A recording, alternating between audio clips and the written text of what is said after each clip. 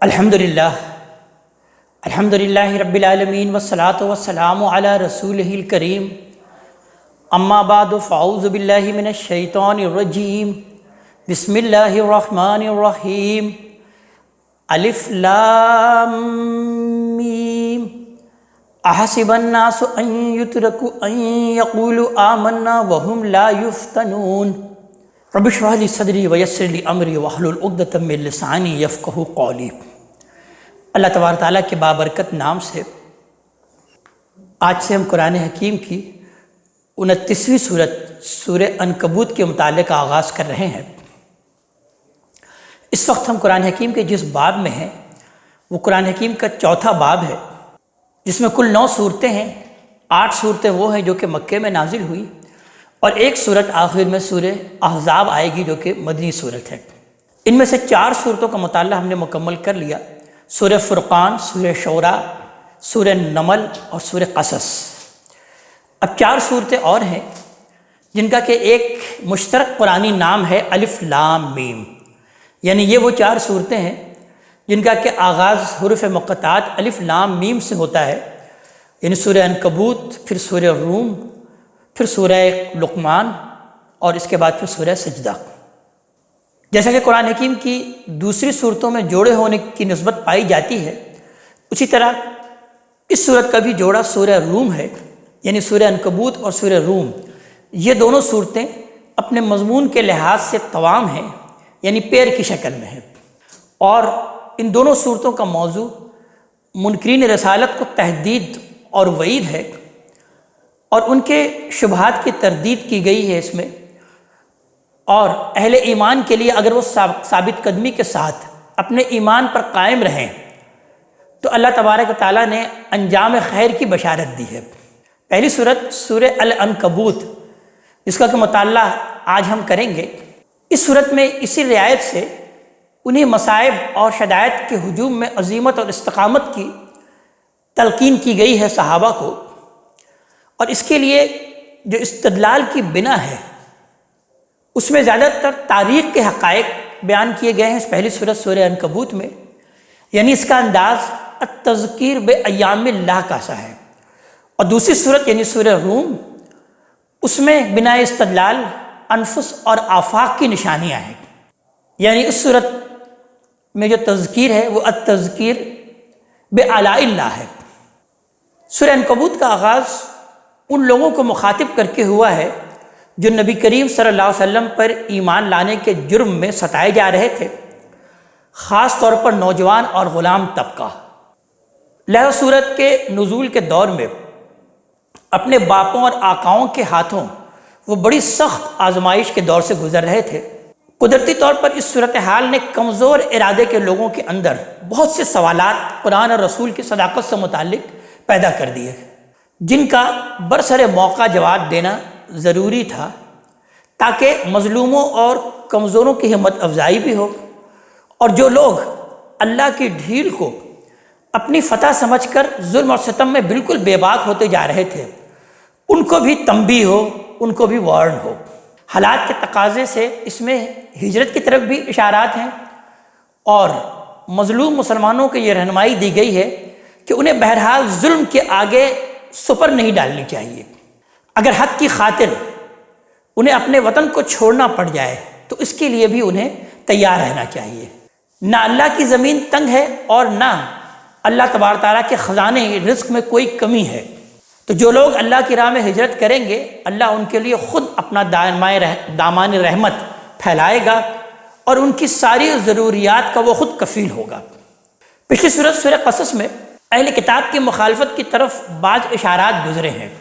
اس صورت میں ہم دیکھیں گے کہ ان کی مخالفت کھل کر سامنے آ گئی ہے۔ اس وجہ سے مسلمانوں کو یہ رہنمائی بھی دی گئی ہے کہ اہل کتاب کے ساتھ بحث میں ان کو کیا روش اختیار کرنی چاہیے۔ آئیے کہ ہم مطالعے کا آغاز کرتے ہیں۔ ارشاد ہوتا ہے بسم اللہ الرحمن الرحیم، الف لام میم۔ یہ سورہ الف لام میم ہے۔ احسب الناس ان یترکوا ان یقولوا آمنا، کیا لوگوں نے گمان کر رکھا ہے کہ محض یہ کہنے پر چھوڑ دیے جائیں گے کہ ہم ایمان لے آئے، وہم لا یفتنون، اور انہیں آزمایا نہ جائے گا۔ گویا کہ انہیں ٹھوک بجا کر ہم دیکھیں گے نہیں؟ یعنی در حقیقت ان لوگوں کی طرف اشارہ ہے جو کفار کے ہاتھوں مصائب سے گھبرا اٹھے اور طرح طرح کی شبہات میں مبتلا ہو گئے تھے۔ مثلاً یہ کہ اگر یہ اللہ کا راستہ ہے تو ایسا دشوار گزار کیوں ہے؟ اگر اس کی دعوت دینے والے اللہ کے رسول ہیں تو ان کا ساتھ دینا اس قدر جان و جوخم کا کام کیوں بن گیا ہے؟ ہم اللہ کے لیے اٹھے ہیں تو ہمارے راستے میں یہ رکاوٹیں کیوں کھڑی ہو گئی ہیں؟ تو اس طرح کے شبہات ان کے ذہنوں میں پیدا ہو رہے تھے۔ اللہ تبارک تعالیٰ نے جواب دیا اور ارشاد فرمایا اگلی آیت میں کہ وَلَقَدْ فَتَنَّا الَّذِينَ مِن قَبْلِهِمْ، واقعہ یہ ہے کہ ہم نے تو ان سب لوگوں کو آزمایا ہے جو ان سے پہلے گزرے ہیں۔ فَلَيَعْلَمَنَّ اللَّهُ الَّذِينَ صَدَقُوا، تو اللہ ان لوگوں کو ضرور جانے گا، اللہ ان لوگوں کو ضرور معلوم کر کے رہے گا جو سچے ہیں۔ وَلَيَعْلَمَنَّ الْكَاذِبِينَ، اور جھوٹوں کو بھی اللہ تبارک تعالیٰ جان کر رہے گا۔ مطلب یہ ہے کہ سنت الہی یہی ہے کہ اللہ تعالیٰ جزا اور سزا کا معاملہ مجرد وہ اپنے علم کی بنیاد پر نہیں کرتا، بلکہ لوگوں کو آزمائشوں میں ڈالتا ہے اور جو کچھ وہ کرتے ہیں اسی کی بنیاد پر ان کے لیے پھر جنت اور جہنم کا فیصلہ اللہ تبارک تعالیٰ کرتا ہے۔ اور آگے ارشاد ہوا پھر آیت نمبر 4 میں کہ ام حسب الذین یعملون السیئات ان یسبقونا، اور کیا جو ان کے ساتھ برائیاں کر رہے ہیں انہوں نے سمجھ لیا ہے کہ ہمارے قابو سے باہر ہو جائیں گے؟ یہ در حقیقت ان لوگوں کی طرف اشارہ ہے جو کمزور مسلمانوں کو اپنے ظلم اور ستم کا نشانہ بنائے ہوئے تھے۔ اللہ تعالیٰ ارشاد فرماتے ہیں ساء ما یحکمون، ان پر افسوس، بہت ہی برا فیصلہ ہے جو وہ کر رہے ہیں۔ یعنی ہر لحاظ سے یہ برا فیصلہ ہے۔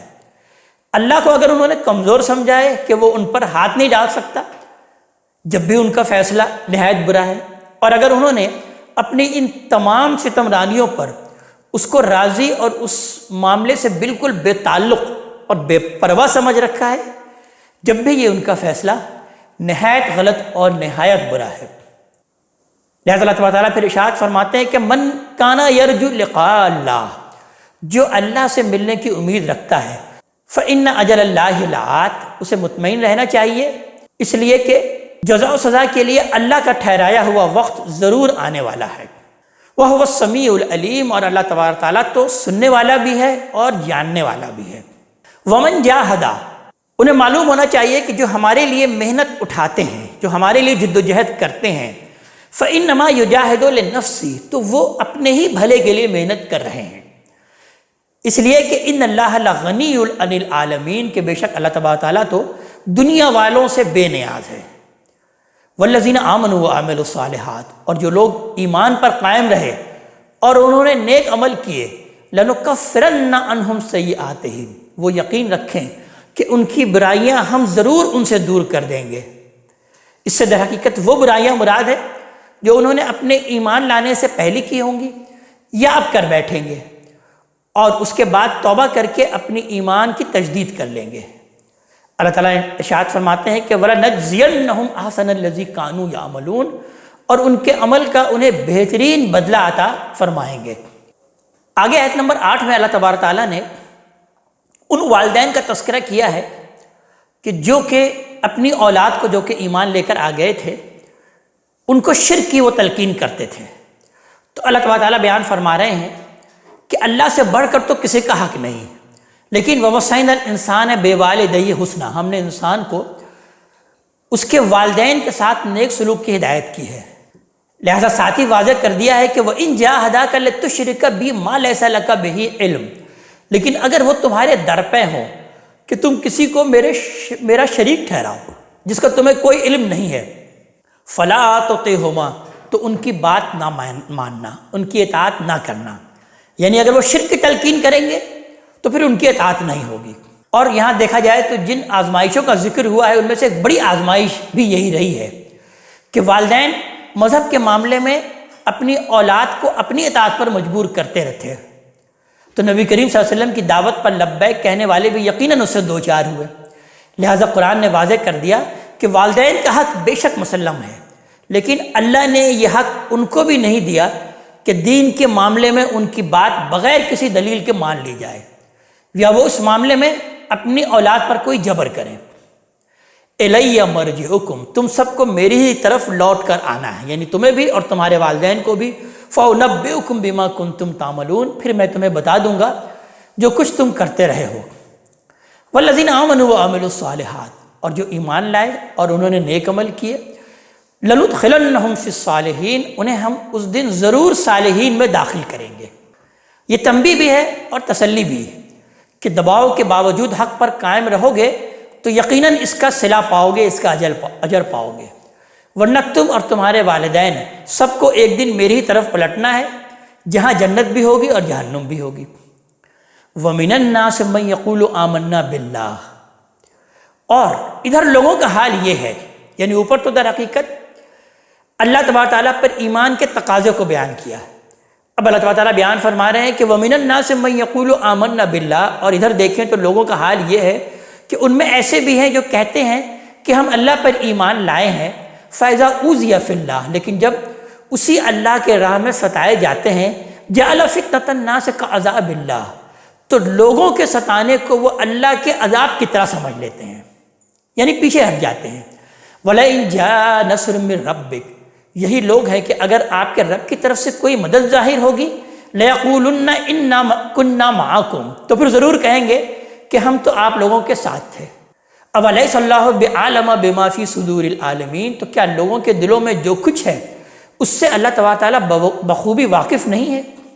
یہ ایمان کا دعویٰ کر رہے ہیں تو خوب سمجھ لیں کہ وَلَا يَعْلَمَنَّ اللَّهُ الَّذِينَ آمَنُوا، اللہ انہیں ضرور جانے گا، اللہ تعالیٰ ان کو ضرور جان کر رہے گا کہ جو فی الواقع مومن ہیں۔ وَلَا يَعْلَمَنَّ الْمُنَافِقِينَ، اور اللہ تبارک تعالیٰ تو منافقین کو بھی جان کر رہے گا، اس لیے کہ پیغمبر کی طرف سے اتمام حجت کے بعد اب یہ تمیز ضروری ہو جاتی ہے کہ اللہ اپنے علم کی بنیاد پر لوگوں کے عذاب اور ثواب کا فیصلہ نہیں کرتا، بلکہ ان کے عمل کی بنیاد پر کرتا ہے، اور یہی عدل کا تقاضا بھی ہے۔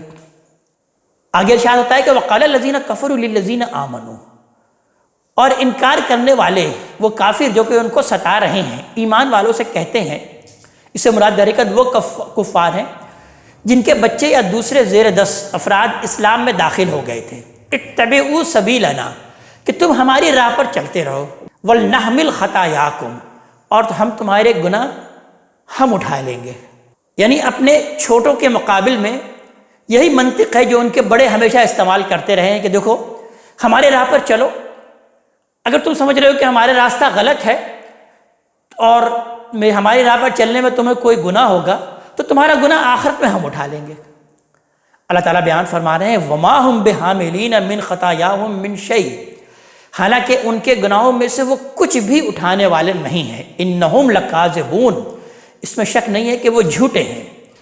وَلَا يَحْمِلُنَّ أَثْقَالَهُمْ، ہاں اپنے گناہوں کا بوجھ وہ ضرور اٹھائیں گے، وَأَثْقَالًا مَعَ أَثْقَالِهِمْ، اور اپنے بوجھوں کے ساتھ کچھ دوسرے بوجھ بھی، یعنی اپنے گناہوں کا بوجھ بھی اٹھائیں گے، اور وہ جو تمہیں بہکا رہے تھے اس کی وجہ سے وہ کچھ دوسرے بوجھ بھی اٹھائیں گے۔ وَلَا يُسْأَلُنَّ يَوْمَ الْقِيَامَةِ عَمَّا كَانُوا يَفْتَرُونَ، اور جو افطرا وہ کر رہے ہیں قیامت کے دن اس کے بارے میں یقیناً ان سے پوچھا جائے گا۔ یعنی اپنی طرف سے جو دین بنا کر پیش کر رہے ہیں اسے افطرا اس لیے کہا اللہ تبارک تعالیٰ نے کہ شرک ہو یا بدعت دونوں ہی طرح کا جھوٹ ہے، اور وہ اللہ تبارک تعالیٰ پر جھوٹ باندھ رہے ہیں۔ اب اس کے بعد اگلی آیت نمبر 14 سے پھر اللہ تبارک تعالیٰ مختلف انبیاء کے واقعات کے ذریعے سے اس بات کی طرف استدلال پیش کر رہے ہیں کہ کچھ اگلوں نے بھی در حقیقت ایسا ہی کیا ہے۔ لہذا دیکھو حضرت نوح علیہ السلام کا واقعہ کہ وَلَقَدْ أَرْسَلْنَا نُوحًا إِلَىٰ قَوْمِهِ، کہ ہم نے نوح کو ان کی قوم کی طرف رسول بنا کر بھیجا، یعنی عذاب سے پہلے اتمام حجت کے لیے اسی طرح رسول بنا کر بھیجا تھا جس طرح اب محمد صلی اللہ علیہ وسلم کو ہم نے تمہاری طرف بھیجا۔ تو اللہ تبارک تعالیٰ آگے نوح علیہ السلام کی استقامت کا تذکرہ کر رہے ہیں کہ فَلَبِثَ فِيهِمْ أَلْفَ سَنَةٍ إِلَّا 50 عَامًا، تو وہ 50 کم 1000 سال ان لوگوں میں رہے، یعنی 950 سال وہ ان لوگوں میں رہے۔ نوح علیہ السلام کی لمبی عمر کا یہ حوالہ در حقیقت راہ حق کے مسافروں کو یہ بتانے کے لیے دیا گیا ہے کہ تم لوگ چند سال کی جدوجہد اور اس کے مصائب اور شدائد سے گھبرا اٹھے ہو۔ تم سے پہلے اللہ کے پیغمبر اور ان کے ساتھیوں کو بعض اوقات اپنی ذمہ داریاں پوری کرنے کے لیے سینکڑوں برس تک اسی طریقے سے اور انہی حالات میں جدوجہد کرنی پڑی ہے۔ حضرت نوح کے بارے میں، ان کی عمر کے بارے میں خاص طور پر بائبل کا بیان بھی یہی ہے۔ تاہم طوفان سے پہلے کی مدت اس میں 600 برس بتائی گئی ہے، جس کی قرآن نے یہاں پر تردید کر دی ہے۔ لہذا بائبل کی کتاب پیدائش میں یہ بیان کیا جاتا ہے، اور طوفان کے بعد نوح 350 برس اور جیتا رہا، اور نوح کی کل عمر 950 برس ہوئی، تب اس نے وفات پائی۔ بائبل سے معلوم ہوتا ہے کہ اس دور میں عمروں کا اوسط بالعموم یہی تھا۔ لہذا نوح علیہ السلام کے والد صاحب کی عمر 777 سال اور دادا کی عمر 969 سال بتائی جاتی ہے۔ اسی طرح ان کے دوسرے اجداد میں سے بھی کسی کی عمر 962 سال بتائی گئی ہے اور کسی کی 895 سال۔ بہرحال 900 سال یا 950 سال کی دعوت کے باوجود وہ لوگ جب نہیں مانے تو فَأَخَذَهُمُ الطوفان، تو آخرکار انہیں طوفان نے آ گھیرا، وَهُمْ ظَالِمُونَ، اور وہ اپنی جانوں پر ظلم ڈھا رہے تھے، یعنی اسی طرح ظلم ڈھا رہے تھے جیسے اب تم لوگ اپنی جانوں پر ظلم ڈھا رہے ہو۔ لہذا باز نہیں آئے تو اتمام حجت کے بعد عذاب کا فیصلہ ہو گیا۔ سنت الہی یہی ہے کہ جس طرح اہل حق کا کامیابی کے منزل پر پہنچنے سے پہلے امتحان ضروری ہے، اسی طرح اہل باطل پر عذاب سے پہلے ان پر اتمام حجت ضروری ہے۔ فَأَنجَيْنَاهُ وَأَصْحَابَ السَّفِينَةِ، پھر نوح کو اور کشتی والوں کو ہم نے بچا لیا، وَجَعَلْنَاهَا آیَةً لِلْعَالَمِينَ، اور اس واقعے کو ہم نے دنیا والوں کے لیے ایک عظیم نشانی بنا دیا۔ نوح علیہ السلام کی قوم پر یہ عذاب دجلہ اور فرات کے 2 آبے میں آیا ہے۔ لہذا آرمینیا کی سرحد پر کوہ ارارات کے نواح میں لوگ اب بھی اس زمانے کے بعض آثار کی نشاندہی کرتے ہیں۔ ارارات کے اوپر سے اڑنے والے جہازوں کا بیان ہے کہ انہوں نے پہاڑ کی برف سے ڈھکی ہوئی چوٹی پر ایک کشتی جیسی بھی کوئی چیز دیکھی ہے۔ اہل علم کا خیال ہے کہ یہ غالباً وہی چیز ہے جسے الہامی کتابوں میں کشتی نوح کہا گیا ہے۔ اس کے بعد پھر آگے دوسرے نبی حضرت ابراہیم علیہ السلام کا تذکرہ آتا ہے آیت نمبر 16 سے، وَإِبْرَاهِيمَ، اسی طرح ابراہیم کو اس کی قوم کی طرف بھیجا، اِذْ قَالَ لِقَوْمِهِ، جب انہوں نے اپنی قوم سے کہا اعبدوا اللہ واتقوہ، کہ اللہ کی بندگی کرو اور اس سے ڈرو، ذالکم خیر لکم ان کنتم تعلمون، یہ تمہارے لیے بہتر ہے اگر تم جانو۔ انما تعبدون من دون اللہ اوثانا، تم اللہ کو چھوڑ کر محض بتوں کی بندگی کر رہے ہو، وتخلقون افکا، اور اس کے لیے جھوٹ گھڑتے ہو۔ ان الذین تعبدون من دون اللہ، حقیقت یہ ہے کہ جنہیں تم اللہ کو چھوڑ کر پوج رہے ہو، بندگی کر رہے ہو، لا یملکون لکم رزقا، وہ تمہارے رزق پر کوئی اختیار نہیں رکھتے۔ یعنی اگر تم سمجھتے ہو کہ جو رزق اور فضل تمہیں حاصل ہے وہ ان بتوں کی برکت سے ہے، تو یہ محض تمہارا وہم ہے۔ تمہیں جو کچھ مل رہا ہے اللہ کے قانون کے مطابق اور اس کی عنایت سے مل رہا ہے، ان میں سے کسی کا تمہارے رزق اور تمہاری خوشحالی میں کوئی دخل نہیں ہے، تمہارے ان بتوں کا۔ فابتغوا عند اللہ الرزق، تو لہٰذا اللہ تعالیٰ ہی کے ہاں رزق تلاش کرو، وعبدوہ، اور اسی کی بندگی کرو، واشکروا لہ، اور اسی کے شکر گزار رہو، الیہ ترجعون، تم اسی کی طرف لوٹائے جاؤ گے۔ وَإِن تُكَذِّبُوا، اور اگر جھٹلاؤ گے تو یہ کوئی نئی بات نہیں ہے، اس لیے کہ فَقَدْ كَذَّبَ أُمَمٌ مِّن قَبْلِكُمْ، تم سے پہلے بھی بہت سی قومیں جھٹلا چکی ہیں، وَمَا عَلَى الرَّسُولِ إِلَّا الْبَلَاغُ الْمُبِينُ، اور رسول پر تو صرف صاف صاف پہنچا دینے ہی کی ذمہ داری ہے۔ دیکھا جائے تو یہ انتہائی سخت تنبیہ ہے۔ مطلب یہ ہے کہ اس کے بعد اللہ کا رسول تو سبکدوش ہو جائے گا اپنی بات پہنچا کر، لیکن جو باعث پرس ہوگی وہ تمہیں سے ہوگی، اور اس کا نتیجہ بھی تمہیں کو بھگتنا پڑے گا۔ اب یہاں سے آگے آیت نمبر 23 تک حضرت ابراہیم علیہ السلام کی دعوت کے بیچ میں اللہ تبارک تعالیٰ نے اپنی طرف سے ایک تضمین بیان کی ہے، جس سے وہ بات بالکل مکمل ہو گئی اور مطابق حال بھی ہو گئی کہ جو ابراہیم علیہ السلام نے الیہ ترجعون کے مختصر سے الفاظ میں بیان فرمائی تھی۔ لہٰذا ان آیات میں اب تمام انسانوں کے لیے ایک درس عبرت بھی ہے۔ ارشاد ہوتا ہے کہ اولم یرو کیف یبدئ اللہ الخلق، کیا انہوں نے نہیں دیکھا کہ اللہ کس طرح خلق کی ابتدا کرتا ہے، ثم یعیدہ، پھر اس کا اعادہ کر دیتا ہے۔ یہ اسی حقیقت کی طرف توجہ دلائی ہے جس کا مشاہدہ ہم شب و روز اپنی زمین میں کرتے ہیں کہ زمین سرسبز اور شاداب ہوتی ہے، پھر خشک اور بے آب و گیا ہو جاتی ہے، پھر آسمان برستا ہے اور یکایک وہ دوبارہ اسی طرح سرسبز اور شاداب ہو جاتی ہے۔ ان ذالک علی اللہ یسیر، حقیقت یہ ہے کہ اللہ کے لیے یہ بہت آسان ہے، نہایت آسان ہے۔ قل سیروا فی الارض فانظروا، ان سے کہیں کہ زمین میں چلو پھرو اور ذرا دیکھو کیف بدأ الخلق، کہ اللہ نے کس طرح خلق کی ابتدا کی، ثم اللہ ینشئ النشأۃ الآخرہ، پھر وہی اللہ تبارک تعالیٰ اسے دوبارہ اٹھا کھڑا کرے گا۔ یعنی ابتدا دیکھ رہے ہو تو اسی طرح سمجھ لو کہ وہ اللہ تبارک تعالیٰ اسے دوہرا بھی دے گا۔ ان اللہ علی کل شیء قدیر، اس لیے کہ اللہ تبارک تعالیٰ تو ہر شے پر قدرت رکھنے والا ہے، ہر شے پر قادر ہے۔ پھر کسی کا اختیار نہیں ہوگا کہ وہ اللہ تبارک تعالیٰ کے فیصلے میں کوئی مداخلت کرے، لہذا آگے اللہ تبارک تعالیٰ ارشاد فرما رہے ہیں کہ یعذب من یشاء، وہ جس کو چاہے گا اپنے قانون کے مطابق عذاب دے گا، ویرحم من یشاء، اور جس پر چاہے گا رحم فرمائے گا، وإلیہ تقلبون، اور تم اسی کی طرف پلٹائے جاؤ گے۔ اب اس کے بعد اللہ تبارک تعالیٰ نے قریش کو براہ راست خطاب کر کے تنبیہ فرمائی ہے کہ وما انتم بمعجزین فی الارض، لوگو نہ تم زمین میں اللہ کے قابو سے باہر نکل سکتے ہو، ولا فی السماء، نہ آسمان میں، وما لکم من دون اللہ من ولی ولا نصیر، اور اللہ کے سوا نہ تمہارا کوئی کارساز ہے اور نہ مدد کرنے والا۔ والذین کفروا بآیات اللہ ولقائہ، اور جنہوں نے اللہ کی آیتوں اور اس سے ملاقات کا انکار کر دیا، اولئک یئسوا من رحمتی، وہی ہیں کہ میری رحمت سے محروم ہو کر مایوس ہو چکے، وَأُولَٰئِكَ لَهُمْ عَذَابٌ علیم، اور وہی ہیں کہ جن کے لیے دردناک عذاب ہے۔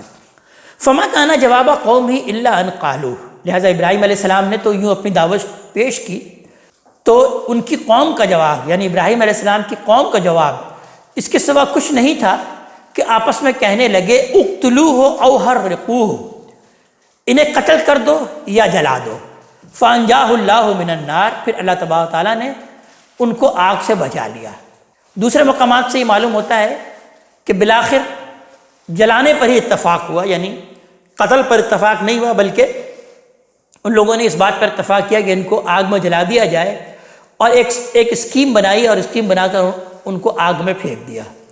مگر اللہ تعالیٰ نے آگ کو حکم دیا کہ ابراہیم کے لیے ٹھنڈی ہو جائے اور سلامتی والی ہو جائے، اور وہ ٹھنڈی ہو گئی، اور اس سنت الہی کے مطابق ہوا جو رسولوں کے بعد میں مقرر کی گئی ہے کہ ان کے دشمن ان پر غلبہ نہیں پا سکتے، یعنی رسول کے دشمن کبھی بھی ان پر غلبہ نہیں پا سکتے، اور تکذیب پر جمے رہیں گے تو زمین سے مٹا دیے جائیں گے۔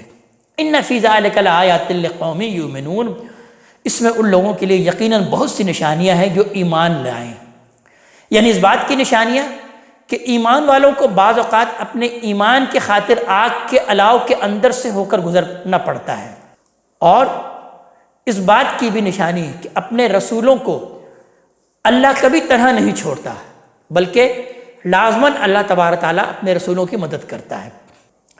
وقال انما اتخذتم من دون اللہ اوثانا، انہوں نے کہا کہ تم نے جو اللہ کے سوا جو بت بنائے ہوئے ہیں، مودۃ بینکم فی الحیات الدنیا، تو دنیا کی زندگی تک صرف آپس کی دوستی میں بنا لیے ہیں، یعنی آپس کی مودت اور آپس کی دوستی کے تحت تم اس نقطہ نظر پر قائم ہو۔ ثم یوم القیامت یکفر بعضکم ببعض، پھر قیامت آئے گی تو اس دن تم میں سے ہر ایک دوسرے کا انکار کرے گا، پھر یہ دوستی، یہ مودت کوئی قائم نہیں آئے گی۔ وَيَلْعَنُ بَعْضُكُمْ بَعْضًا، اور ایک دوسرے پر لعنت بھیجے گا۔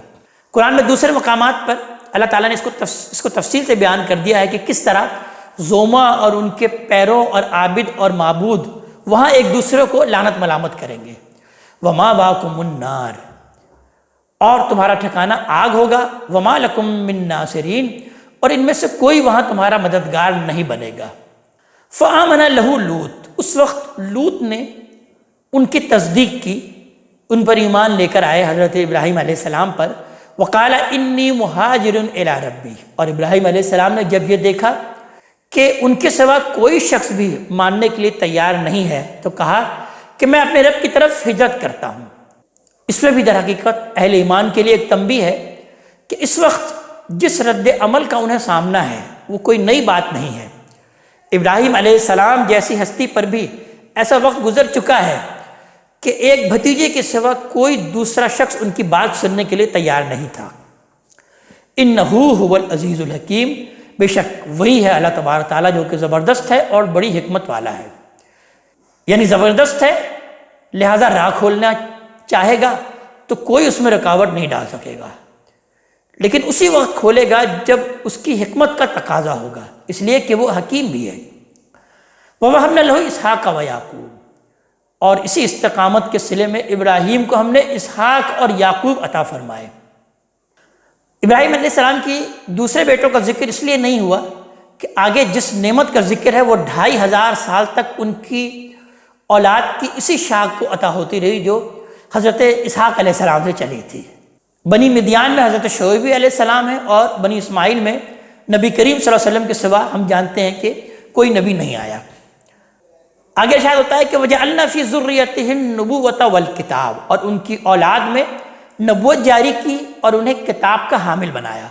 وآتیناہ اجرہ فی الدنیا، اور ان کا اجر انہیں دنیا میں دیا. وانہ فی الآخرۃ لمن الصالحین، اور آخرت میں بھی وہ یقیناً ہمارے نیک بندوں میں سے ہوں گے. ولوطاً، اسی طرح لوط کو رسول بنا کر بھیجا علیہ السلام. حضرت لوط علیہ السلام کے بارے میں ہم یہ جان چکے ہیں کہ یہ ابراہیم علیہ السلام کے بھتیجے تھے، اور ان کی قوم اس علاقے میں رہتی تھی جو شام کے جنوب میں عراق اور فلسطین کے درمیان میں واقع ہے، اور آج کل یہ شرق اردن کہلاتا ہے. بائبل میں ان کے سب سے بڑے شہر کا نام صدوم بتایا گیا ہے. اذ قال لقومہ، جب انہوں نے اپنی قوم سے کہا انکم لتاتون الفاحشہ، کہ تم لوگ کھلی بدکاری کے مرتکب ہوتے ہو. یعنی لوط علیہ السلام کی قوم بھی ایک مشرکی قوم تھی، شرک بھی کرتی تھی، لیکن اس کے ساتھ ساتھ ہم جن پرستی کی بے حیائی کو اس طرح اپنی قومی تہذیب بنا چکی تھی کہ حضرت لوط علیہ السلام کو سب سے بڑھ کر اسی پر توجہ کرنی پڑی. تو وہ بیان کرتے ہیں کہ انکم لتاتون الفاحشہ، کہ تم لوگ کھلی بدکاری کے مرتکب ہوتے ہو. ما سبقکم بہا من احد من العالمین، تم سے پہلے دنیا کی کسی قوم نے اس کا ارتکاب نہیں کیا. یعنی اس جھٹائی کے ساتھ اور اس طرح قومی حیثیت میں اس طرح کے کام کوئی کسی نے بھی نہیں کیا. اَإِنَّكُمْ لَتَأْتُونَ الرِّجَالَ، کیا تم مردوں کے پاس جاتے ہو، وَتَقْطَعُونَ السَّبِيلَ، اور فطرت کی راہ مارتے ہو. یعنی اللہ نے جو راستہ انسان کی جنسی جبلت کی تسکین کے لیے مقرر کر رکھا ہے اسے بند کر دیتے ہو. یہ در حقیقت اس برائی میں مبتلا ہونے کا لازمی نتیجہ ہے. اس سے عورتوں کی طرف مردوں کی رغبت بالکل ختم ہو جاتی ہے، اور اگر کچھ رہتی بھی ہے تو اسی طرح کی انحرافات کی صورت میں رہتی ہے جو بجائے خود پاکیزگی اور لطافت کے احساس کو انسان کے اندر ختم کر دینے کا بالکل باعث بن جاتی ہے. لہذا یہی وجہ ہے کہ دوبر کے راستے سے بھی مباشرت کو اللہ تبارک تعالیٰ نے بیویوں کے معاملے میں بھی اسی طرح ممنوع کر دیا ہے، ممنوع ٹھہرایا ہے. وَتَأْتُونَ فِي نَادِكُمُ الْمُنْكَرَ، اور مزید بڑا یہ کہ اپنی مجلسوں میں اعلانیہ اس برائی کا ارتکاب کرتے ہو. اس سے اندازہ کیا جا سکتا ہے کہ لوط علیہ السلام کی قوم ہم جس پرستی میں کس مقام تک پہنچ گئی تھی کہ لوگ اعلانیہ اس کا ارتکاب کرتے اور فخر اور لذت کے ساتھ ہر بزم اور انجمن میں اس کا چرچا کرتے تھے. فما کانا جواب قومی الا ان قالوا، اس پر ان کی قوم کا جواب اس کے سوا کچھ نہیں تھا کہ انہوں نے کہا کہ ایتنا بعذاب اللہ ان کنت من الصادقین، اگر تم سچے ہو تو ہم پر اللہ کا عذاب لے آؤ. قال رب انصرنی علی القوم المفسدین، لوط علیہ السلام نے پھر دعا کی کہ رب انصرنی علی القوم المفسدین، کہ اے میرے رب ان مفسد لوگوں کے مقابلے میں میری مدد فرما. ولما جاءت رسولنا ابراہیم بالبشرا، اور ان کی یہ دعا اس طرح قبول ہوئی کہ ہمارے یہ بھیجے ہوئے ہمارے یہ فرشتے جب ابراہیم کے پاس خوشخبری لے کر آئے، یعنی بیٹے اور پوتے کی خوشخبری جس کا ذکر ابھی آیت نمبر 27 میں ہو چکا ہے۔ قالوا انا مہلکو اہل ہذہ القریہ، تو انہیں بتایا، فرشتوں نے ابراہیم علیہ السلام کو بتایا کہ ہم اس بستی کے لوگوں کو ہلاک کرنے والے ہیں۔ فرشتوں نے یہ غالباً حبرون، جو کہ اس وقت الخلیل کے نام سے مشہور ہے، کی پہاڑیوں کی طرف اشارہ کر کے کہا کہ ہم اسی بستی کے لوگوں کو ہلاک کرنے والے ہیں۔ حضرت ابراہیم اس وقت فلسطین کے اسی شہر میں مقیم تھے، اور یہ بستی اسی کے جنوب مشرق میں نیچے کی طرف چند میل کے فاصلے پر ٹھیک اسی جگہ پر واقع تھی جہاں اب بحیرہ مردار کا پانی پھیلا ہوا ہے۔ حبرون کے پہاڑیوں سے یہ علاقہ صاف نظر آتا ہے۔ انا اہلھا کانوا ظالمین، اس لیے کہ اس کے لوگ ظالم ہو چکے ہیں۔ قال ان فیہا لوطا، تو ابراہیم علیہ السلام نے کہا کہ بھئی اس میں تو لوط بھی ہیں۔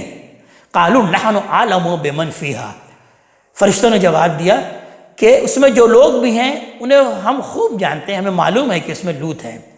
لننجینہ وأہلہ، ہم لوط کو اور اس کے سب گھر والوں کو ضرور بچا لیں گے، الا امرأتہ، سوائے اس کی بیوی کے، کانت من الغابرین، وہ البتہ پیچھے رہ جانے والوں میں سے ہوگی۔ یہ دیکھا جائے تو اللہ کی بے لاگ عدل کا اظہار ہے کہ لوط علیہ السلام کی بیوی اپنی قوم اور خاندان کی عصبیت کے باعث حق کو ماننے کے لیے تیار نہیں ہوئی، تو پیغمبر کی بیوی ہونا بھی اس کے لیے کوئی فائدہ مند ثابت نہیں ہو سکا۔ تو حضرت نوح علیہ السلام کے بیٹے اور حضرت ابراہیم علیہ السلام کے والد کی طرح وہ بھی اسی انجام کو پہنچ گئی جو اس قوم کے لیے مقدر تھا، یعنی اس پر بھی وہی عذاب آیا۔ وَلَمَّا أَن جَاءَتْ رُسُلُنَا لُوطًا، اور جب یہ ہوا کہ ہمارے فرشتے لوط کے پاس پہنچے، سِیءَ بِهِمْ وَضَاقَ بِهِمْ ذَرْعًا، تو ان کے آنے سے وہ سخت پریشان اور تنگ دل ہوئے۔